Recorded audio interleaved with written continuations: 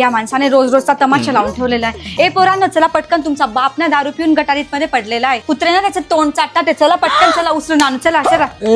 100 रुपये दे, 10 रुपये. रोज रोज काय मूत पितो रे? लाज नाही वाटत का? मुलगी डोक्या एवढी झाली ना तुझ्या. प्लीज दरवाजा उघड. काय सांगू ताई तुम्हाला, या माणसाला डॉक्टरने ताकीद दिली, आता जर दारू पिली ना तर मरून जाशील. पण माणूस सुधारायचं नावच घेत नाही. मम्मी मम्मी पप्पा ना त्या काकांसोबत भांडण करतात, त्यांचा बनियन फाडून टाकलं. लवकर चल, लवकर चल. सोड ना. अरे तुरे करते, लाज वाटते का? तुम्ही रोज रोज दारू पिऊन येतात नाही हो. चला ना, चला ना.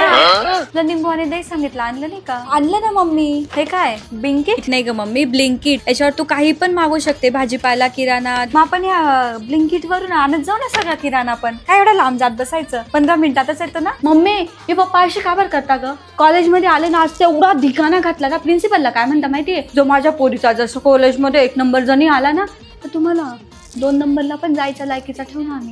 अरे देवा, काय करावं या माणसाचं. पोलीस गाडीचा आवाज येतोय. आपल्याकडे तर नाही येणार ना पोलीस? येतील ना बाई, आपल्याकडेच पोलीस येतील. या माणसाने जाऊन हेडमास्टरला धमकी देऊन आला. पोलीस का बरं येणार नाही? आपल्याकडे जातील. मला तर वाटतं आता मिलिटरी सुद्धा आपल्याकडे येईल. का वैताग आणलाय ना या माणसाने, असं वाटतं ना याला जंगलात सोडून यावा. असा दारू डोसत का तो दिवस रात्र.